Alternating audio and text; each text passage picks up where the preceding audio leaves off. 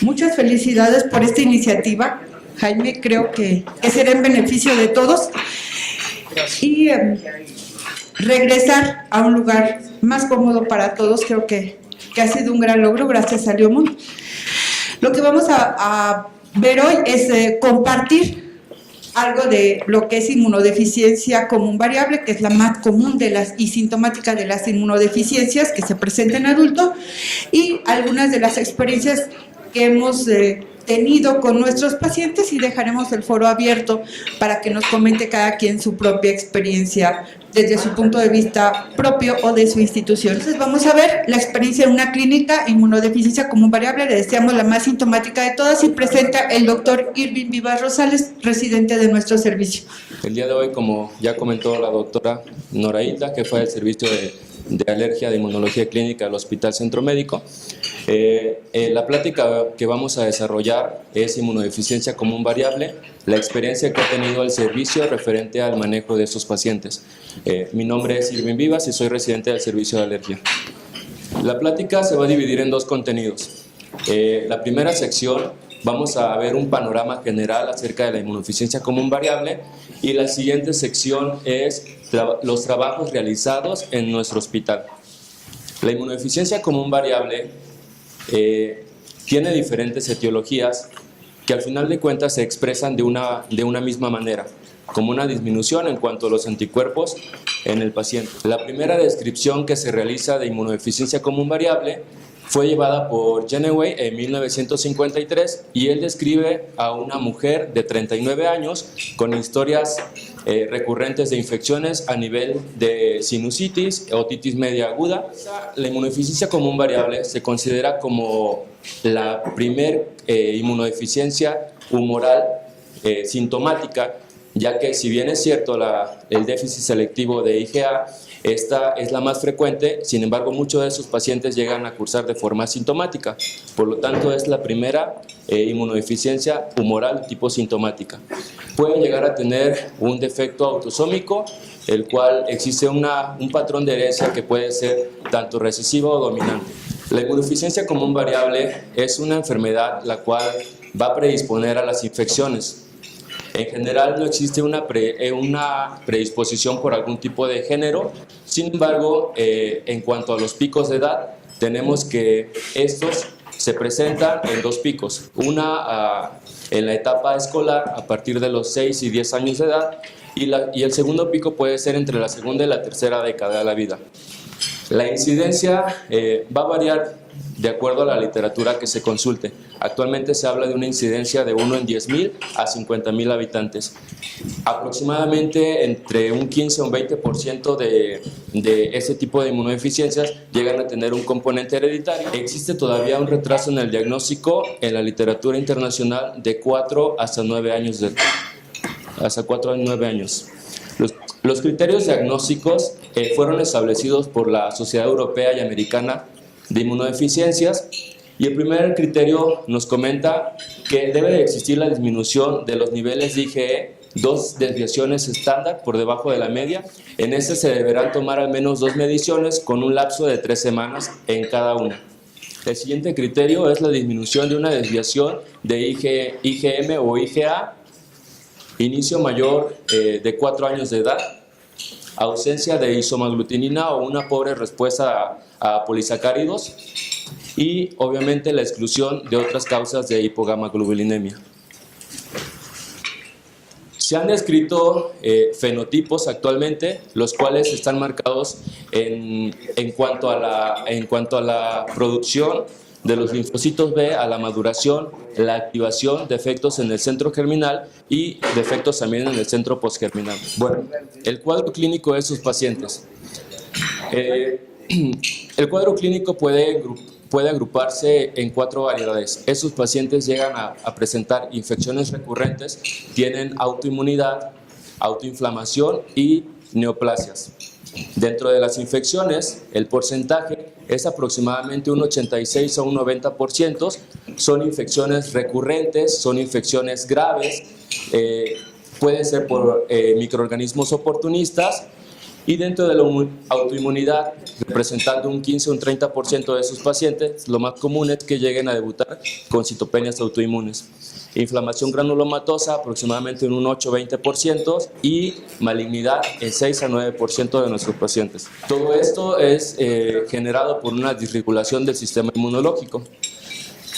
En cuanto a las manifestaciones respiratorias, estas pueden agruparse en dos grupos. Manifestaciones de tipo infecciosas y no infecciosas. Dentro de las infecciosas son infecciones recurrentes. El paciente puede estar con otitis medias agudas de tipos recurrentes, sinusitis, puede llegar a tener bronquitis y neumonía. Generalmente los microorganismos que van a infectar a esos pacientes son microorganismos encapsulados extracelulares, sobre todo si existen infecciones a nivel del aparato respiratorio inferior, infecciones recurrentes, existe un proceso de inflamación constante que puede llevar al origen de bronquiectasias. Eso obviamente aumenta la mortalidad de esos pacientes. Dentro de las causas no infecciosas, manifestaciones no infecciosas, tenemos la enfermedad intersticial, la enfermedad granulomatosa y la hiperplasia linfoide. A nivel gastrointestinal, el paciente puede llegar a tener diarrea crónica. Actualmente se habla de una enteropatía asociada a inmunodeficiencia común variable, la cual, de acuerdo a la Corte, puede estar presente aproximadamente en el 9% de los pacientes. Esta diarrea crónica también puede ser de tipo infecciosa. Generalmente por orden de frecuencia son bacterianas, por virus y por protozoarios. Enfermedad inflamatoria intestinal aproximadamente un 4 a un 12% de nuestros pacientes, enfermedad celíaca e hiperplasia linfoide. A nivel hepático existe hiperplasia nodular regenerativa, hepatitis autoinmune y cirrosis biliar primaria. Referente a la autoinmunidad, de acuerdo a la Corte estudiada, se habla de una frecuencia de aproximadamente entre 20 a 30% de los pacientes. Eso es importante porque aproximadamente el 60% de estos pacientes pueden llegar a debutar como una citopenia autoinmune incluso antes de que se le realice el diagnóstico de inmunodeficiencia común variable. Lo más común es trombocitopenia inmune idiopática y citopenias de tipo autoinmune. Pueden llegar a tener también manifestaciones reumatológicas, aproximadamente en un 10 a un 30%. Y otra de las manifestaciones de autoinmunidad son anemia hemolítica, el síndrome de Evans, síndrome antifosfolípido, anemia perniciosa, CUSI o enfermedad de Crohn, uveitis y vasculitis. Dentro de la enfermedad granulomatosa se habla de una frecuencia aproximadamente entre un 5 a 25% de los pacientes. Los sitios más comunes afectados son pulmón y vaso por orden de frecuencia, y estos se van a caracterizar porque existen granulomas no caseificantes, los cuales no se encuentran asociados a infecciones, y dentro del diagnóstico diferencial de sus pacientes se tiene que hacer el diagnóstico con versus sarcoidosis. Los sitios que también se pueden llegar a afectar en menor frecuencia son piel, hígado, riñón y sistema nervioso central. Enfermedades alérgicas en inmunodeficiencia común variable sí se han descrito, aunque relativamente la incidencia es baja. Se habla de asma aproximadamente en un 6 a un 22%, y rinitis crónica, la cual se ha demostrado un componente alérgico solo en el 10% de los casos. Generalmente esos pacientes llegan a tener rhinosinusitis crónica de etiología bacteriana aproximadamente en un 80 a 90% de los casos. En cuanto a malignidad, tiene un mayor riesgo que la población general. Aproximadamente, de acuerdo a la Corte, representa un 8 a un 10%. Los más comunes son linfomas, cáncer gástrico, y aquí es muy importante porque se tiene que hacer el escrutinio en búsqueda de infección concomitante de Helicobacter pylori, ya que esta infección llega a aumentar el riesgo de padecer un tipo de neoplasia, sobre todo a nivel gástrico, de hasta 50 veces más riesgo. La clasificación. Existe una clasificación, bueno, a lo largo del tiempo se han establecido varias clasificaciones. Una de las clasificaciones es la de Freiburg, la cual la va a dividir en dos grupos. La importancia de esta clasificación es que el paciente, de acuerdo al grupo, puede cursar puede asociarse a otras comorbilidades. Por ejemplo, en el grupo 1A pueden existir esplenomegalia aproximadamente el 58% de los pacientes, granulomas en un 20% y citopenias autoinmunes en un 26%. Referente al tratamiento, aquí uno de los pilares en cuanto al tratamiento es la vigilancia en estos pacientes. Considerando que esos pacientes pueden tener infecciones recurrentes, autoinmunidad, pueden cursar con neoplasias, es muy importante que en cada consulta, en un paciente con inmunodeficiencia común variable, se realicen preguntas dirigidas intencionadamente en búsqueda, así como la exploración de estas comorbilidades. Otro de los pilares en cuanto al manejo de estos pacientes, pues es la sustitución de inmunoglobulina humana, en la cual puede administrarse mediante 2 vías, ya sea intravenosa o subcutánea. La administración de inmunoglobulina se tiene que individualizar. Si bien existen dosis establecidas, por ejemplo, en bronquiectasias, hasta de 600 miligramos kilodosis, se tiene que individualizar, ya que se tiene que ver las otras comorbilidades que llega a presentar el paciente o si en ese momento cursa con un proceso infeccioso. ¿Cuál es el pronóstico de los pacientes con inmunodeficiencia común variable? Esto ha evolucionado, ha cambiado significativamente a lo largo del tiempo. En 1979 se hablaba que esos pacientes llegaban el 30% de esos pacientes tenían una sobrevida a los 12 años del diagnóstico. En el 2016, el 65% sobrevive a más de 45 años realizado el diagnóstico.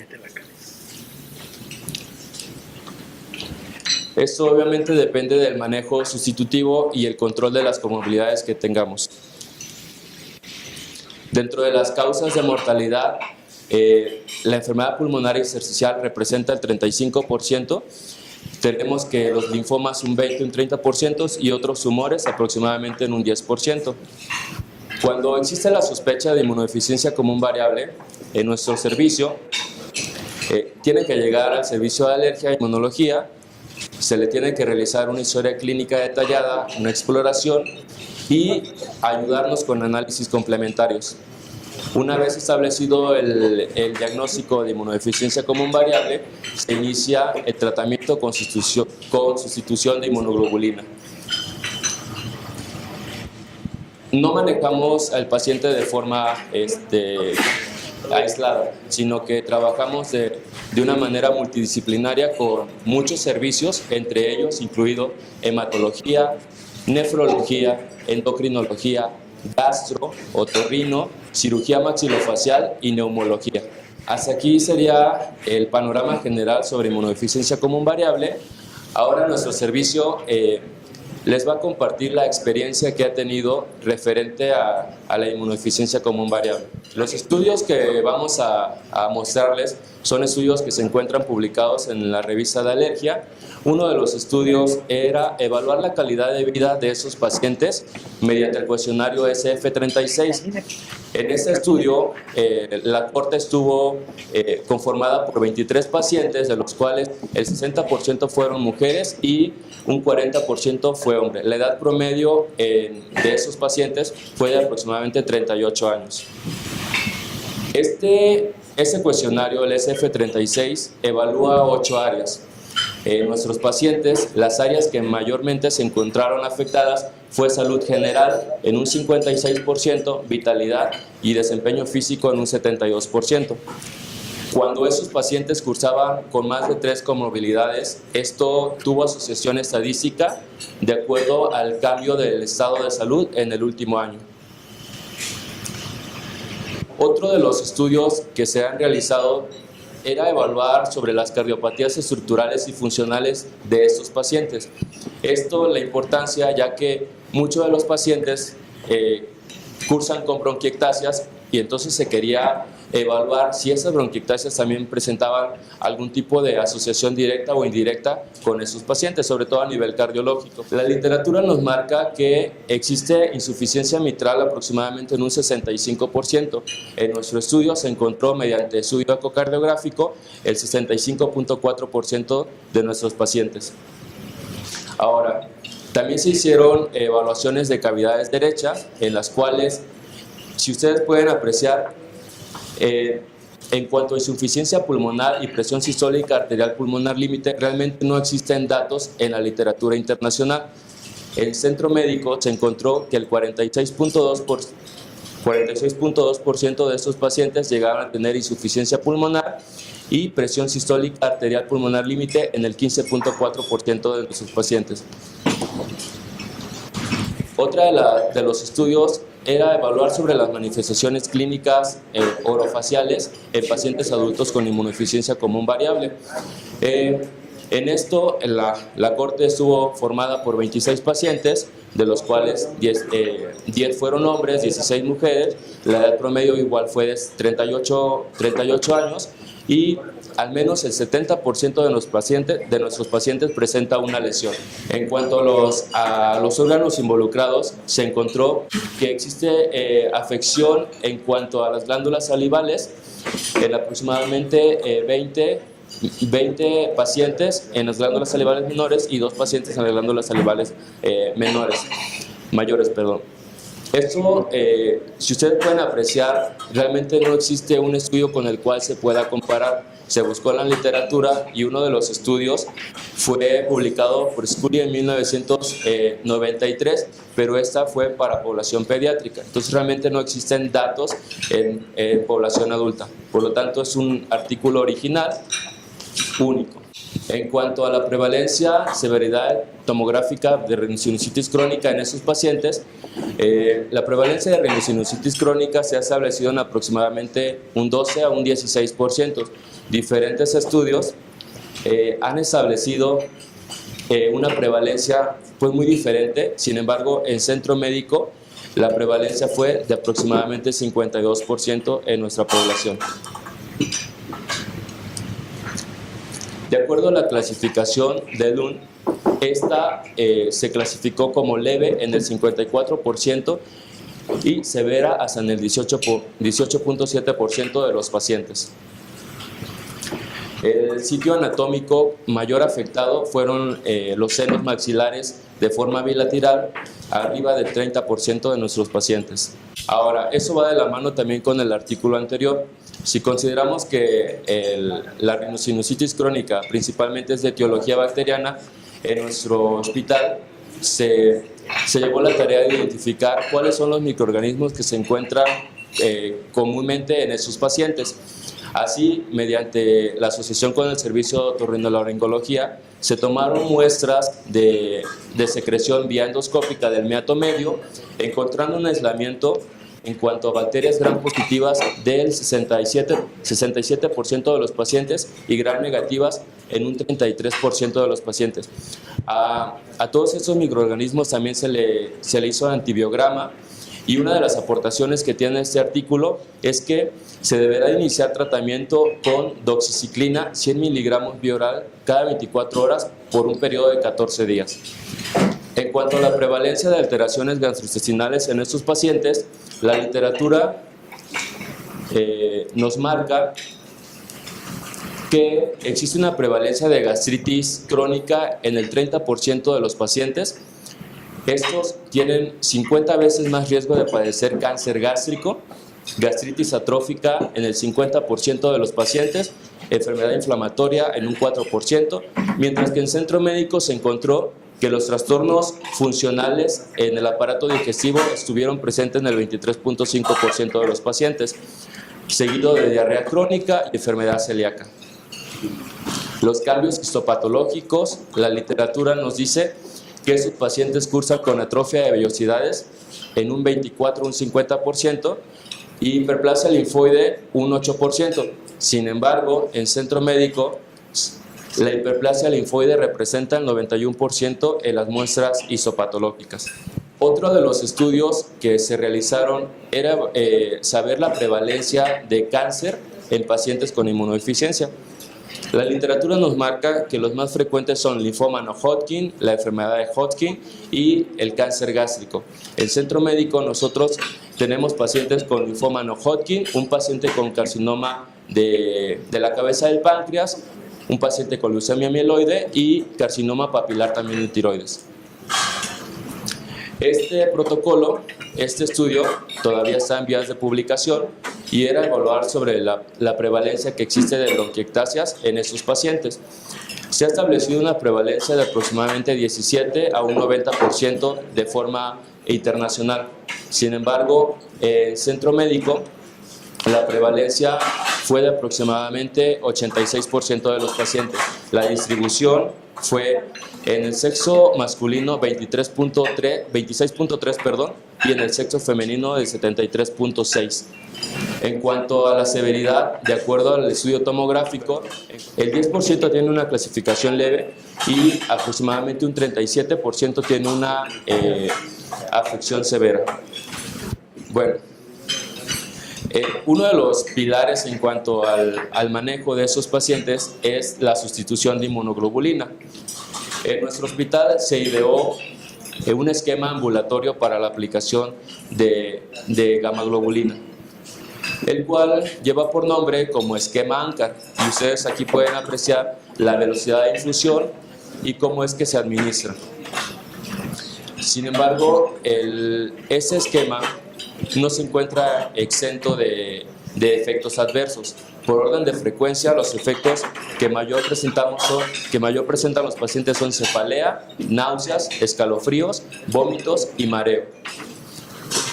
Sin embargo, al ser un esquema que se puede aplicar de forma ambulatoria, eso se ve traducido en cuanto a costo, en cuanto a ahorro por año en nuestro hospital, ahorrándole al instituto aproximadamente 3.467.000 pesos anuales.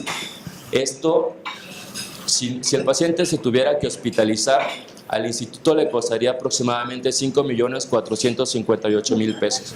Actualmente se están llevando a cabo 3 protocolos en esos pacientes para evaluar el estado nutricional, la calidad de vida y la percepción que tienen esos pacientes acerca de su enfermedad mediante el cuestionario BIPQ. Los estudios han ido cambiando referente al número de la población. Actualmente nuestra población, solo de inmunodeficiencia común variable, está conformada por 29 pacientes. De estos, el 34% son hombres y un 66% son mujeres. La edad promedio de nuestros pacientes es de 36 años. Y si bien la literatura nos marca que existe un retraso en el diagnóstico de 4 a 9 años, en nuestra población existe todavía un retraso en el diagnóstico de hasta 18 años. Como conclusiones, la inmunodeficiencia común variable se considera una enfermedad heterogénea. Se deberá disminuir el retraso en el diagnóstico mediante la difusión de información. Se debe de quitar el tabú acerca de que las inmunodeficiencias primarias son especialmente en niños, ya que actualmente se sabe que las inmunodeficiencias pueden llegar a tener una expresión en el adulto. El trabajo tiene que ser multidisciplinario, nos tenemos que apoyar de otros servicios con el objetivo de poder mejorar la calidad de vida y el pronóstico de esos pacientes.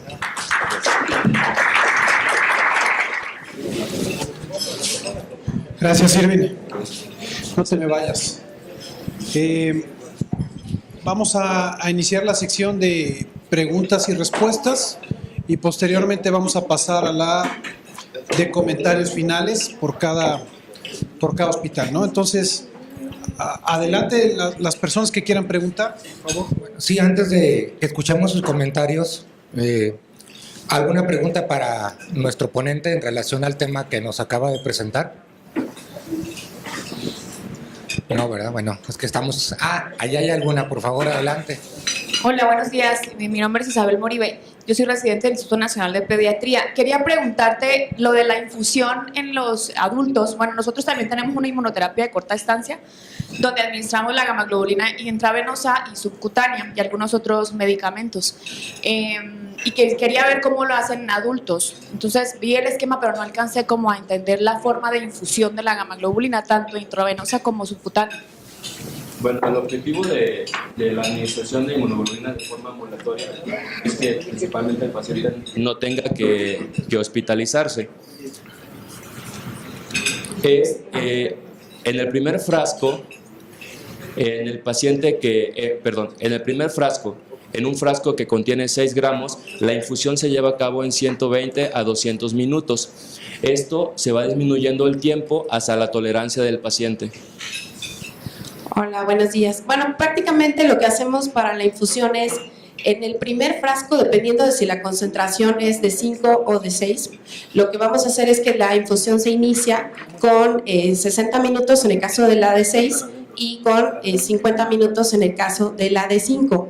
Y posteriormente se van reduciendo 10 minutos en cada frasco hasta que prácticamente cuando llegamos al cuarto frasco en la concentración de 6, la infusión se da a 30 minutos cada uno de los siguientes hasta completar el tratamiento, y en el caso de la de 5, prácticamente a partir del tercero es que ya se inicia la infusión a 30 minutos, y con eso hemos tenido muy pocos efectos secundarios. Y esto nos ayuda porque los tiempos de infusión en promedio son entre 3 horas y media y 4, y eso ayuda a que los pacientes puedan pues retomar a su vida tanto laboral, escolar, etcétera, ¿no? Entonces prácticamente ese es el esquema que usamos. Sí, porque resulta que en ocasiones teníamos pacientes referidos que nos comentaban que en otros hospitales les aplicaban la gamma-globulina hasta en 3 días y hospitalizados. O sea, no, eso no puede ser. O sea, pues con este esquema que se implementó en nuestra clínica, como comentó la doctora, efectos adversos, tiempo, la parte laboral por parte del paciente y los costos también, como comentó el doctor, pues se han visto beneficiados en ese sentido. Bueno, y nada más una cosa, y también es muy importante que no los premedicamos, a ninguno. ¿Sale? Prácticamente todos pueden tolerar la infusión sin ningún otro medicamento. Creo que habías preguntado acerca de la subcutánea, ¿verdad? Bueno, en realidad ahorita no tenemos mucha experiencia en ese sentido, vamos apenas a empezar a ver ese aspecto. Estamos viendo cuáles pacientes de estos serían los idóneos para pasar ese otro tipo de aplicación, pero todavía no implementamos ese método aquí en el hospital, pero ya próximamente lo tendremos. Una pregunta, tú manejaste un retraso en el diagnóstico de 18 años. ¿Esto fue a partir del primer contacto con el médico o fue a partir de que tuvo la primera manifestación clínica? Fue a partir de la primera manifestación. Nuestra población es de adultos, entonces parte de esos adultos comenzaron sus manifestaciones durante la infancia. Sin embargo, solo se manejó de forma ambulatoria mediante administración de antibióticos y no se tuvo la impericia de buscar una alteración en el sistema inmunológico. Entonces, si bien, como usted comenta, el retraso es de 4 a 9 años en nuestra población, desde que iniciaron los síntomas hasta que se realizó el diagnóstico, es de aproximadamente 18 años. De no haber otra pregunta, vamos a pasar, por favor, y nos gustaría, así como comentó la doctora Norailda, en la Semana Mundial de las Inmunodeficiencias, tuvimos un simposio apenas este lunes, donde mostramos parte de todo esto, de nuestra clínica y otros aspectos. Entonces nos gustaría saber, sobre todo, nosotros que estamos enfocados básicamente en adultos, y bueno, también en la experiencia que tengan en adultos en otros centros hospitalarios, y sobre todo la experiencia que tengan en la población pediátrica, porque eso nos ayudaría mucho a abrir este panorama, ¿no? Cómo es la implementación. Entonces podríamos aprovechar para, si van a hacer algún comentario por cada centro formador, nos gustaría que también, aparte, alguien, la misma persona o alguien más que quisiera darnos cuál es el panorama actual que tienen ustedes en sus pacientes con este tipo de diagnóstico. Empezamos allá. A ver, adelante. Les voy a pedir que se pongan de pie. Nosotros nos conocemos, pero me gustaría que las personas que nos están viendo también nos conozcan, su institución, nombre y el comentario, ¿no? Adelante. Bueno, mi nombre es Javier Hernández, soy residente de primer año del Servicio de Inmunología y Alergia del Hospital General de México. Nosotros en realidad vemos adultos y niños, principalmente adultos. La experiencia que tenemos en el hospital no es tan amplia. En los últimos años hemos tenido 2 pacientes. En este momento, en el servicio de neumología hay un paciente internado, el cual tiene 34 años de edad, y él, como bien lo describió el doctor, él cursaba con diarrea crónica. Él además del diagnóstico que ya se le hizo de inmunodeficiencia común variable, tiene tuberculosis meningea. Y es un paciente que además el servicio de neurología le hicieron estudios, le hicieron una electromiografía y también se le hizo el diagnóstico de Guillain-Barré. Es un paciente que está con ventilación mecánica, el cual no se ha podido retirar de esta, un paciente con muchas comorbilidades y que tiene una estancia de ya más de un mes en el servicio de neumología. Nosotros le estamos dando cada 20 días tratamiento con la gamma globulina y pues realmente como tiene muchas comorbilidades su evolución ha sido un poco tórpida. Esa es nuestra experiencia. El 21 de marzo de este año se publicó en una revista que se llama Clinical Radiology un artículo muy interesante. El artículo se titula Inmunodeficiencias primarias humorales y tomografía de alta resolución. Este artículo, los autores del artículo son miembros del Instituto de Radiodiagnóstico de la Universidad de Udine en Italia.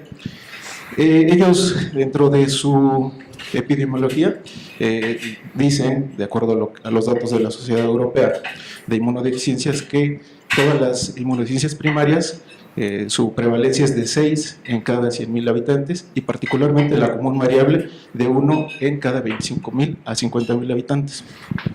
Como sabemos, más del 40%, lo que refiere también ellos, el 40% de los pacientes, sus manifestaciones se presentan en la edad adulta. Ellos hacen énfasis en la tomografía de alta resolución. Como sabemos, son pacientes que tienen susceptibilidad a padecimientos sinopulmonares y es muy importante la tomografía de alta resolución para hacer el diagnóstico, para caracterizar el tipo de patología, puede ser infecciosa o no infecciosa, establecer su seguimiento y su pronóstico. Y sí es muy importante, los que estén más familiarizados con tomografía de alta resolución, pues los patrones que se describen, pues podemos tener una neumonía con el clásico broncograma, sin embargo podemos tener cavitaciones, bronquiectasias, dentro de las cuales se clasifican como cilíndricas, variceales, quísticas. Hay algunos estudios que tratan de establecer la gravedad de las bronquiectasias, sin embargo no están estandarizados.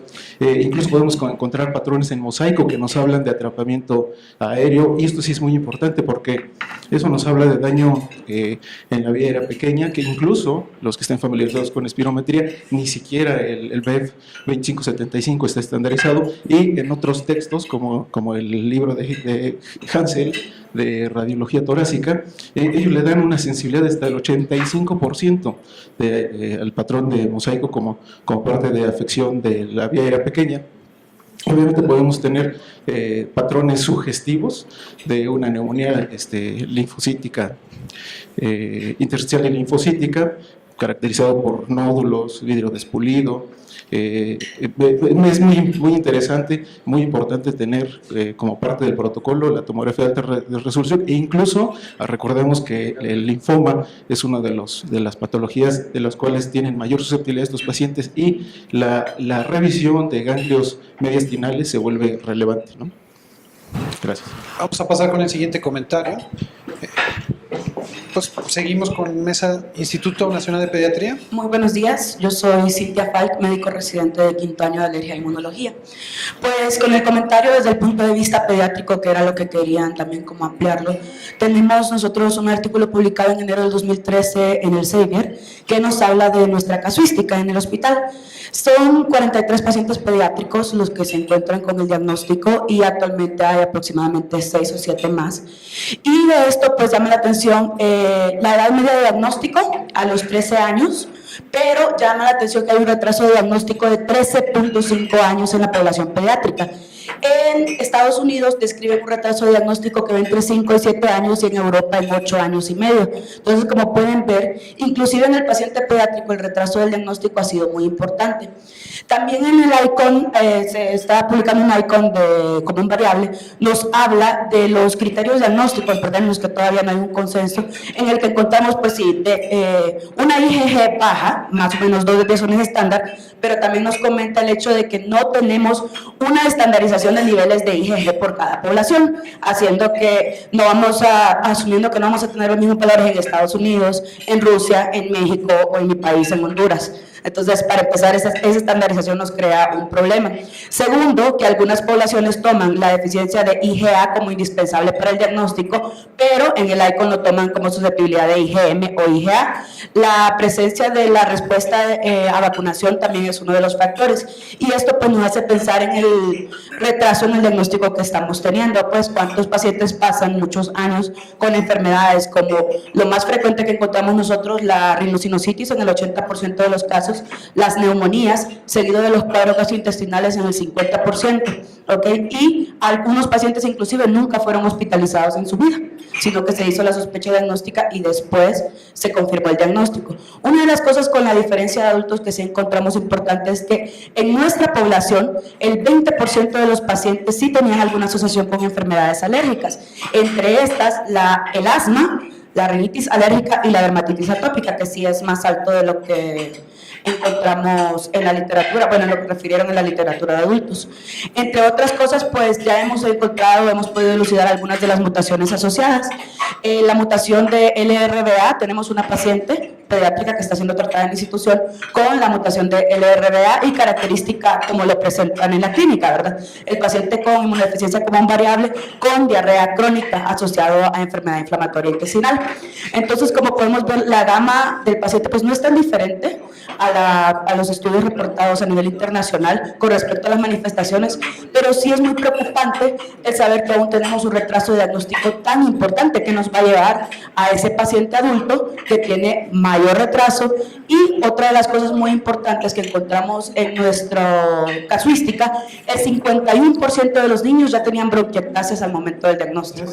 Sin duda la experiencia que tienen ustedes es muy importante, dado que son Centro Nacional de Referencia para Inmunodeficiencias, y afortunadamente cada uno de nosotros en los hospitales estamos haciendo diagnósticos y estamos tratando a estos pacientes, por lo cual estamos tratando de reducir esa brecha que tenemos de diagnóstico, ¿no? Y las complicaciones que genera, principalmente, que ya comentaste, que son muy interesantes y que terminan siendo vistos por ustedes que en su etapa de adulto, ¿no?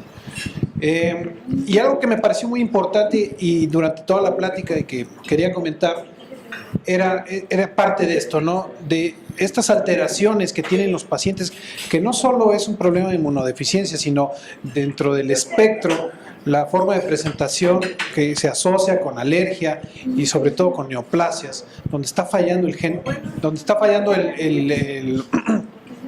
la regulación del sistema inmunológico, principalmente la producción de interleucina 10, del TGF-beta, que son las que están tratando de equilibrar este sistema, y que aunque no sabemos bien la causa, una de ellas es por la falla de TACI, ¿no? Esto es algo que estábamos revisando recientemente con nuestros residentes en el hospital. Entonces, es muy interesante ver que aunque no sabemos por qué, afortunadamente sí sabemos por qué se llegan a presentar estas alteraciones, ¿no?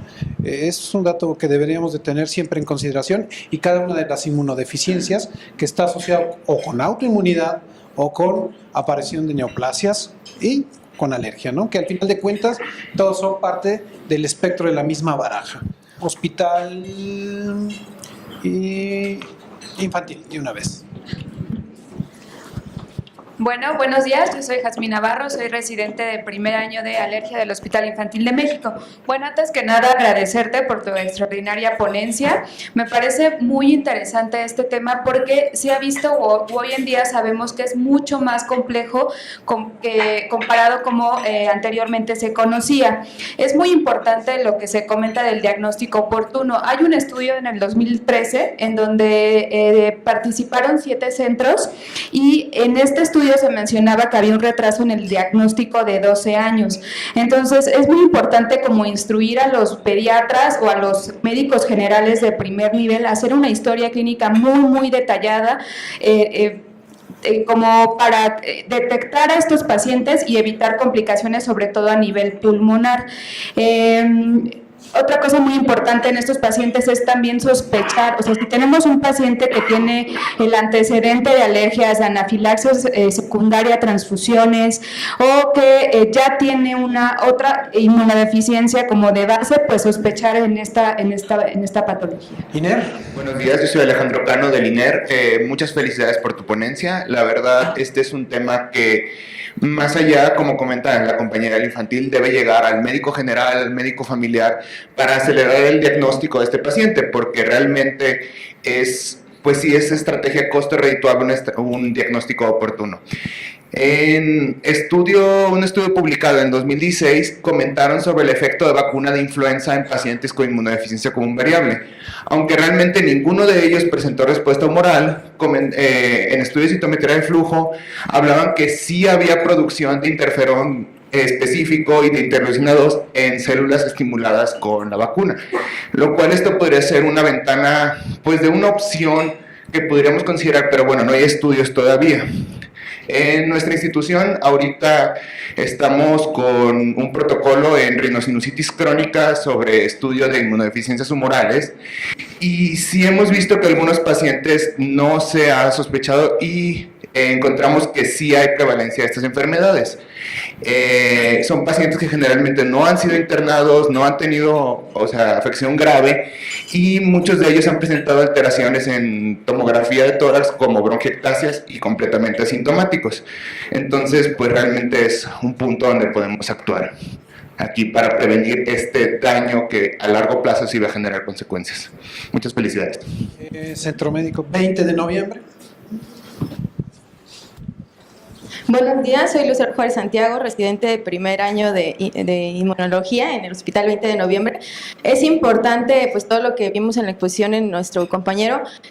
Algo que queremos comentar por parte de nuestro hospital es que la autoinmunidad en este espectro de pacientes es muy importante. Hay una línea de investigación aparentemente nueva que, bueno, en este caso, la microbiota de pacientes con autoinmunidad y que tienen aparte inmunodeficiencia común variable es importante porque aparte de la susceptibilidad importante a infecciones que presentan, como hay una alteración en cuanto a la inmunoglobulina A, se altera la microbiota de este tipo de pacientes con microorganismos que son patógenos. Hay una disminución del espectro de estos microorganismos, aumento de los lipopolisacáridos y alteración inmunitaria de tipo celular hacia TH1 y TH17, lo cual predispone a a alteraciones autoinmunes. Recientemente se ha ido investigando algo importante que ellos comentaban, era que uno de los espectros es gastritis atrófica que presentan este tipo de pacientes. Aun cuando es un porcentaje bajo, hay algunos estudios que apenas están empezando, en los cuales se ha visto que a pesar de que está asociado con el Helicobacter pylori, al erradicar esto, no revierte la gastritis atrófica. Y esto aparentemente porque hay un mimetismo molecular con que ataca, el mimetismo molecular que está presente ya en un espectro de autoinmunidad. Entonces, podría ser una línea de investigación para nosotros ahondar más en esto. Buenos días, Miguel Ángel Otero, médico residente segundo año del Centro Médico Nacional 20 de noviembre. Nada más para completar con la experiencia que tenemos en el servicio. En el servicio no tenemos 10 pacientes con inmunodeficiencia común variable, adultos, y lo que hemos encontrado en estos pacientes son alteraciones a nivel de las poblaciones de linfocitos, con linfocitos CD4 bajos, una relación 4-8 disminuida. También en algunos casos encontramos alteraciones en las células NK y efectivamente tienen disregulación del sistema inmune. En nuestro servicio no tenemos tantas complicaciones, quizá porque nosotros les damos inmunoestimulación inespecífica a todos los pacientes entre cada ciclo de administración de inmunoglobulina. No perdamos de vista estos pacientes, parte de la experiencia que tenemos, aquellos pacientes que presentan subclases de IgG 3 o de IgG 4 bajas, que están descritos en la literatura y que desafortunadamente a lo mejor los que tratamos pacientes pediátricos no llegamos a ver, pero se presume que son los que terminan siendo inmunodeficientes o con inmunodeficiencia común variable, ¿no? Sí. Buenos días, María Eugenia Vargas, jefe de servicio de inmunología clínica. Nosotros tenemos 20 pacientes adultos con infusión continua. De esos 10 nada más son de común variable. Los otros 10 son deficiencia de subclases y no han mutado a común variable a lo largo de los años. Eso es muy interesante. Nosotros tenemos que ver niños y adultos, y en población pediátrica tuvimos una pequeñita que tenía deficiencia selectiva de IgG3. Ustedes pueden decir no es tan importante, pero tuvo una púrpura de G-Notch Noche, la cosa más horrenda que se puedan imaginar, con una artritis que le impedía caminar. Le pusimos durante 5 años infusión de inmunoglobulina de los 5 a los 10 años. A los 10 años, en uno de sus controles, inmunoglobulinas normales, sus clases normales. Y ahorita ya tiene 14 años y no ha recaído. Entonces es muy importante este tipo de problemas. Probablemente tengan una modificación epigenética si se atienden a tiempo y el niño pueda evolucionar mucho mejor. Los de deficiencia de su clase los hemos diagnosticado hasta los 58 años después de un linfoma. Muy bien, me faltó alguien más. Compañeros de la raza vinieron. Adelante. Mucho gusto, soy pues Eucario, soy residente de segundo año de alergia e inmunología en La Raza. Primero que nada, no le digan a mi jefe de servicio, pero voy a felicitar a la competencia siglo XXI, la verdad que me sorprende que tienen muy estructurado y muy estudiado a su población, ¿verdad? Nosotros tenemos una población, para pues hablar de la pues, experiencia de nuestro centro, tenemos una población muy grande. Pues actualmente tenemos más de 150 pacientes en infusión con gamma globulina y de los cuales aproximadamente la mitad son como pues, variable. Pues, a fin de cuentas, yo creo que aunque tenemos algunos estudios en estos momentos, pues estamos pues, sacando algunos protocolos en lo que se refiere, por ejemplo, a la asociación con hipoacusia, con los pacientes con inmunodeficiencias pues, humorales. A fin de cuentas, digamos que podríamos hacer más. Yo sé que a veces la carga asistencial puede ser muy pues importante, pero yo creo que nunca hay que poner la carga asistencial como excusa para no realizar la investigación que la verdad que necesitamos tener en nuestros pacientes. Entonces, pues sería lo que yo podría pues aportar, que yo creo que hay que realizar un poco más. Como comentario final con respecto a este tema pues como tal, pues simplemente por recordar que la inmunodeficiencia como variable es prácticamente como es algo pues prácticamente pues sindrómico, porque en realidad ya vemos que las mutaciones son muchas, desde las mutaciones de CASI, de AICO, CD19, entre muchas otras que se han ya pues dado, y a fin de cuentas podemos hablar de un espectro pues clínico que abarca desde la deficiencia de IgA hasta la inmunodeficiencia como pues, variable como tal. Entonces, a fin de cuentas aún se considera que la mutación específica es desconocida, pero yo creo que más bien no es desconocida, sino es una amplia gama de pues, mutaciones y no una sola o muy franca como en otro tipo de inmunodeficiencias. Gracias. Yo digo que la inmunodeficiencia como variable es una caja de Pandora, o sea, no sabemos qué va a pasar con ese paciente después, ¿no? Y todo lo que no tiene tampoco un diagnóstico bien definido, también queda ahí, ¿no? ¿Algún comentario final que quiera hacer alguien más? Buenos días, soy Yesido Líder, residente de segundo año del INER. Como un comentario, bueno, la presentación estaba muy buena para darnos el panorama de lo que es la común variable en México como tal. Hay una cosa muy interesante que lo comentaba aquí el compañero, que eran los recuentos bajos de CD4, y es que en realidad la inmunodeficiencia común variable, cuando se asocia este fenotipo de CD4 disminuido, ya hablamos de combinadas de presentación tardía, las que actualmente se están denominando los CID. Entonces, quizás, como no más que sugerencia, sino como tener siempre en mente que una común variable de presentación en el adulto, tendríamos que ir un poco más allá con las citometrías periódicas para ver en qué momento estos pacientes hacen el OSIT. Actualmente se tienen muy pocos casos registrados y es porque la sospecha es muy baja y recién es un fenómeno que se ha ido dando en los últimos 5 años, y cuando se evalúa el pronóstico que tienen los pacientes con los OSIT, pues es un poco más, son más deteriorados en general. Gracias. Bueno, yo quería comentar lo que hacemos en el Instituto Nacional de Pediatría. Allá también tenemos una inmunoterapia de corta estancia, es un lugar en donde administramos la gamma-globulina de manera ambulatoria. Tenemos gamma-globulina al 10% intravenosa y al 16% subcutánea.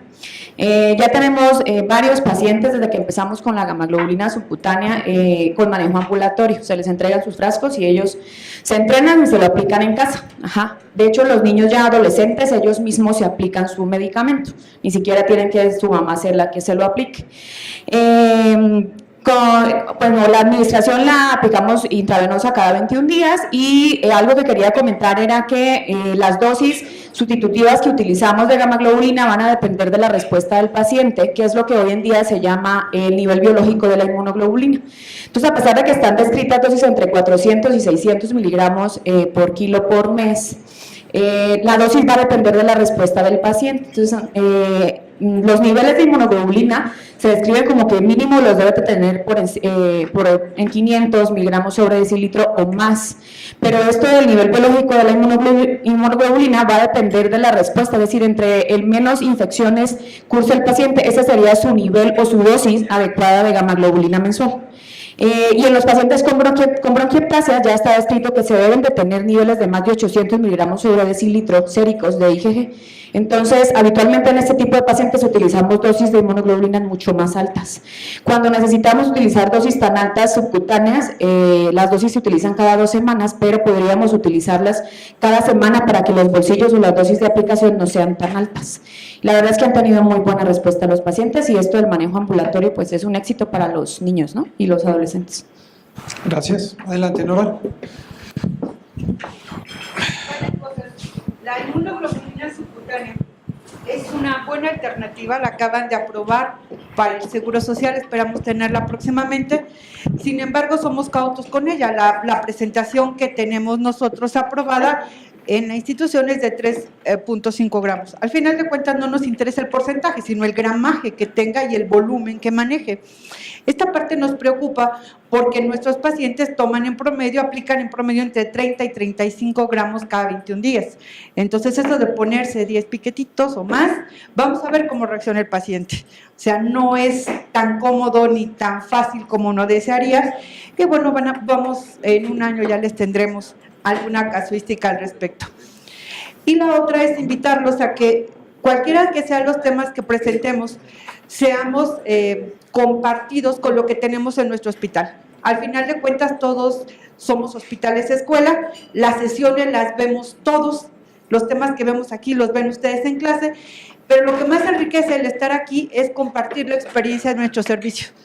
Sea buena, sea mala, los tropiezos y los éxitos, compartirlos permiten que todos los demás aprendamos en conjunto. Entonces, tratar de que cada uno de los temas que nosotros demos, incluyamos una parte que diga cómo nos va en el servicio, cuál es nuestra experiencia de vida real. Veo que eso sería todavía más enriquecedor para este tipo de sesiones. Muchas gracias. Bueno, creo que vamos a despedir la sesión. Estamos en tiempo, todos tenemos trabajo y cosas que hacer. Agradecemos el patrocinio de Leomón.